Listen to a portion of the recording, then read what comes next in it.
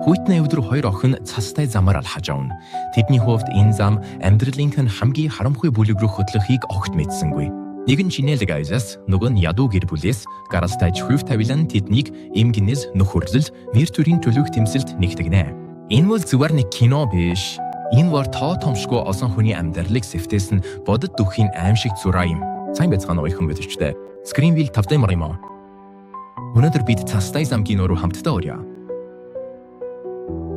Солонгосын Намгүн хоттой Каминг их настай эмэгтэй муу зүуднээсээ сэрнэ. Тэрээр төрийн жижигхэн байранд ганцаараа амьдардаг.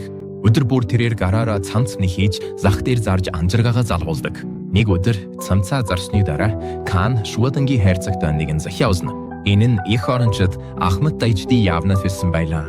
Сонирхол айдас хоссон тэрээр төс яамны офис руу очно. Тэнд тэрээр эцэг нь их орондоо зөвтлөг байсан бөгөөд дайны үеийн баатарлаг гавьягаар нь хүндэтгэл үзүүлж байгааг мэднэ. Ханду Ёнгжугийн талаар ямар нэгэн мэдээ байна уу гэж асуухад хинч хариулт өгч чадсангүй. Офисоос гарахдаа гэрээр сургуулийн дрөм төвттэй залуу хөрш Юнсу дагаа таарна. Юнсу баада эцэгийнх нь урахж явсан түлд эднийхээ талаар ямар нэгэн мэдээ хайж ижжээ. Автобусны буудал дээр Кангийн дэрсэмжүүд эргэн ээжгүй мэт мэдрэмжлэрнэ. Тэрээр дэлхийн 2 дугаар дайны үеэр Созонгос Японы захиргаанд байсан тэр цаг үеийг санана. Тэр үед жижигхэн тусганд Чойгийнх 14 настай охин өдөр бүр шаргуу очдаг байв. Тэрээр ээжийнхээ эндүүдэж бэлдсэн цэвэрхэн хувцсыг бичээжин гэртгэл гэж өгдөг байлаа. Чой гэрийн дотор гоомсөв зүйлс, дулаахан гэрэл, цэмцгэр шал, тансаг тавиргыг нүд бүлд идэр ширтэн хавдаг байв. Бичээжийн хүү Ёнжу дугуй унаад гэстэй ирэв. Тэрээр Чойг хараад иелбэгэр инэмсэгээр. Удалгүй түүний эгц Кам ирхэ. Хоёр дүү цэмцгэр дүрмт хувцас гэлцсэн гутрэмсөд сургууль руугаа явцгаав. Тэднийг хараад Чойн сэтгэлд нэгэн гүн хүсэл төрөв. Тэрч бас сургуульд явахыг хүсэв. Тэр шөнө Чой ээждээ мөрөөдлөө ярьжээ. Ээж нь их гайхаж асан. Чойн дүү нь аль хэдийн сургуульд явдаг байсан бөгөөд одоо Чойч бас ижил боломжийг хүсэв. Нэг өдөр үдээс хойш Чой дүүдээ өдрийн хуул хөргөж явахдаа чанасан төмсөйдөв. Ёнж түүнийг өнгөрч яваад хараа зогсов. Дэв Чойд жижиг гүнж нүстэй ном өгöd чи уншиж чадах уу гэж асуулаа.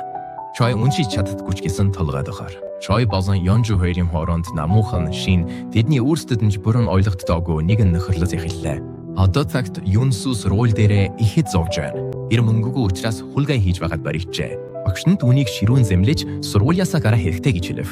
Эдгээр үгс Юнсуг гүнээ шарцлуулж илүү хүнд зам руу түлхэв. Энэ хооронд Канг жижиг өрөө ганцаараа сууж байлаа. Түүний эсрэг талд өнгөрсөн үеийнхэн сүнс хуучин элэгцэн хөвцтэй нэгэн цагт өөрөө байсан бяцхан охин сууж байна. Энэ залуу хувилбар нь түүний марчхи хийчээсэн өвдөлтэй дурсамжуудаа санахад хүргэнэ. Бяцхан охин Кангаас аавынхан шагналд баяртай байгаа эсхийг асууна. Кангийн хоолойгүй нэгтэй гашуу өнгөтэйгэр тэр улс орныхоо төлөө нэгцэл хийсэн ч манай гэр бүл зовлон авч ирсэн гэж хариулав. Түүх дахин өнгөснөрөө буутсан. Японы цэрэг тосхон дэрж залуу эрчүүдийг дайнд алавдан явуулна. Хэдний донд Ёнжуч байлаа. Ээж нь цэргүүдээс хүүгээ өшөөхийг гойж гүйсэн ч тэд тоосонгүй. Чой Канг хоёр Ёнжуг авч явахыг жимээгүйхэн харж зогсноо. Чой Кангийг дагуулан толгой дээр гарч цасан дарагдсан замаар Ёнжуг авч явсан ачааны машин алцарч буйг харна. Чой гэртээ ирэхэд ээж нь түүнийг болон дүүг нь хурдан зооронд нүүв. Өдөргүй Японы цэргүүд ирж гэрийг нэгжиж эхэлсэн. Тэдний аавыг цэргүүд аль хэдийн авч явсан байв. Ээж нь хүүхдүүдээ арайхийн аюулгүй байлгаж чадсан. Дараагийн өдөр сургууль дээр Япон багш Кангийг аавынхаа талаар үнэнийг нуусан ич ширүүн судлаа. Хүний аав нууцаар сулангасан төлөө тагнал хийжсэн бөгөөд сурахгүй байгаа болсон байв. Ялтай харигцаамда Канг Чойд таарлаа. Канг түнд нэг өдөр ах шигээ Япон руу явна гэж хэлв. Тэрээр Япон улс дөрөвсөд орон сууцагч үн төлбөргүй боловсрол олж байгааг сансан гэв. Маргааш нь Канг сургууль дээр дайны хурагчдад туслах сайн дурын анзилд ойлцов. Гэртээ Чой ээжтэй өөрөө ч бас Япон руу явахыг хүсэж байгаагаа хэлж эхлэв. Тэрээр Японд амьдрах илүү сайхан хүмүүсийг ээлдэгээр харьцдаг гэж сонсон гэв. Гэвч ээж нь худлаа гэж зэмлээд иймэрхүү зүйл бодохгүй байхыг анхааруулжээ. Ээж нь Чойгоос дүүгээ халамжлахыг хүсээд зарим гэр ахуйн бараагаа зарах гэж зах руу явв. Чой дүүгийн хамт ээжигээ эргэж ирэхийг хүлээж өдөржин тосгоноор тэнүүчилжээ. Гинэт Чой нүрд нэг машин зогсов. Иг эрэхтэй гарч ирээд түүнийг идүү сайс амьдахыг хүсэж яана уу гэж асуув. Тэр түүнд Япон руу явахад нэг тусаа сэрнэ гэж шийгэн. Чой ээж хамаг хүрт дагаж зүгтав. Тэр шүн хүүхдүүд өсгөл мунтж байхад тэр л эрэхтэй гистэн нэвтэрж орж ирээд Чойг авч явжээ. Дүүн дүүний нэрийг хасгиж үйлсэн ч Чой аль хэдийн альга бодсон байв. Choi сэрхэд охид дүүрэн галт тэргэнд байгаагаа олж харжээ. Удалгүй галт дэлг зогсож өөр олон охидыг авчирч суулгав. Тэдний дунд Кан байсан. Choi дүүнийг хараад чачирдав. Кан цэргүүд рүү хашгирч Японы армид азирхийг сайн дураараа зөвшөөрсөн гэж хэлсэн ч хинч сонсонгүй. Кан айж сандарж байгааг хараад Choi бүржих айв. Гал тэрэгний жижиг завсраар Choi уул таал танихгүй газруудыг өнгөрч буй ертөнцийг харж байлаа. Тэд хаашаа явж байгааг тэр огт мэдэхгүй байл. Дүүний бодол ээж бяхан дүү хоёр дээр нь л эргэж байлаа. Дараагийн өдөр нь Choi-ийн ээж гистэй ирэхэд хүүхдүүд нь алга болсон байлаа. Тэд ямар ч үлмөргүйгээр алга болсон даа. Охидыг цэргийн бааз руу авч явж жижиг өрөөнд туржээ.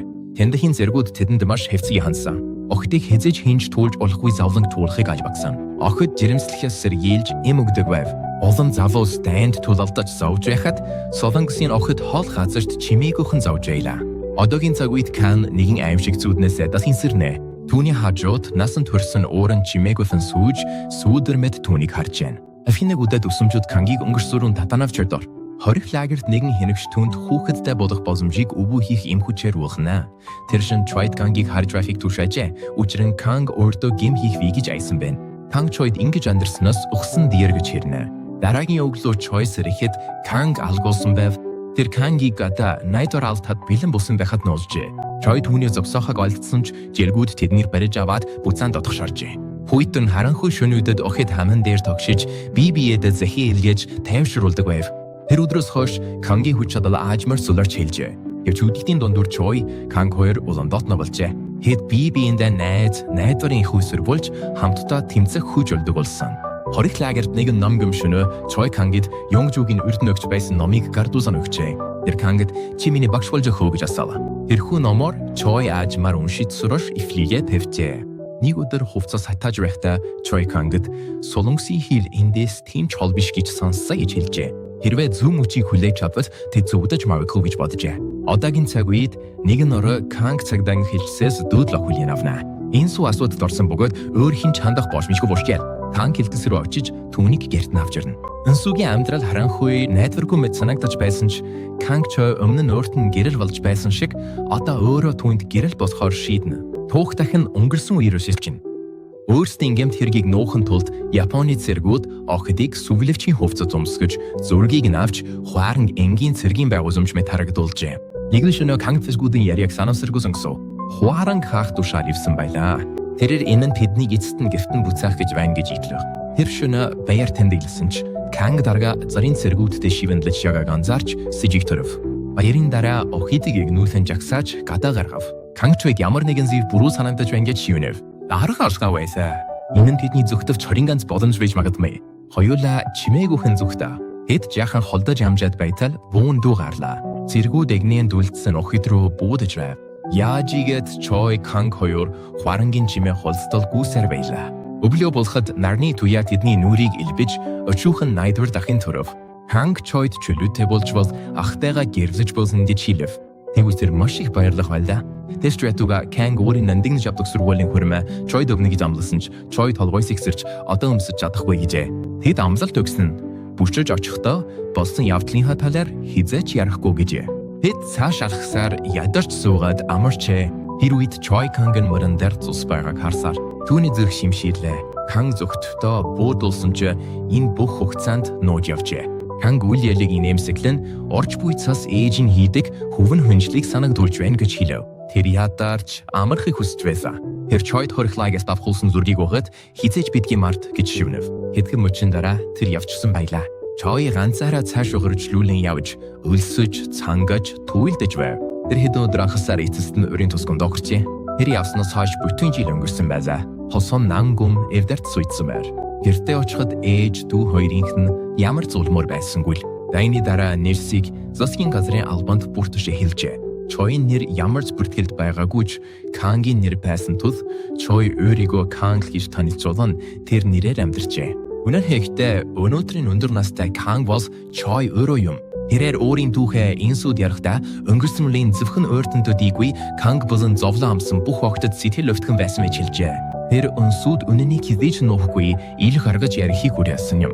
Тэр өдөр Choi эцэст нь бүх үнэнээ засгийн газрын ажилтнанд ярьжээ. Ажилтан түүнд жинхэнэ нэрээр нүнэмлэг гаргаж өгч жинхэнэ Кангад нас барсныг гэрчилгээ олгожээ. Choi энэ олон жил ганцаараа амьдарч байна гэж боддог байсан ч Кангийн дурсамж үргэлж хамтан байжээ.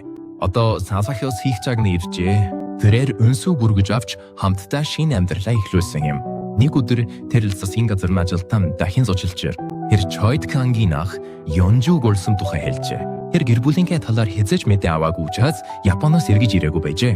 Дараа нь Choi дүнзэхээ бичиж өөрийн зараар нэгсэн цамцаа илгээжээ. Тэрээр та амьд байгаа мэдээд би баяртай байна. Намайг санаж явсанд баярлаа гэж бичжээ. Тэр өдрөөс хойш олон 10 жил түүнийг завоож байсан хар дарсан зүүдүүд эцэстээ зогсож түүний урт цастай замч дүүсгавар болсон юм. Хэрвээ энэ түүх таны сэтгэлийг хөдөлгсөн бол сэтгэл хэсэг битэнд мэрэгдээрэй. Илүү олон түүх үзэх хүсвэл лайк дарах хуваалцах суугт маань бүртгүүлэхэ битгий мартаарай.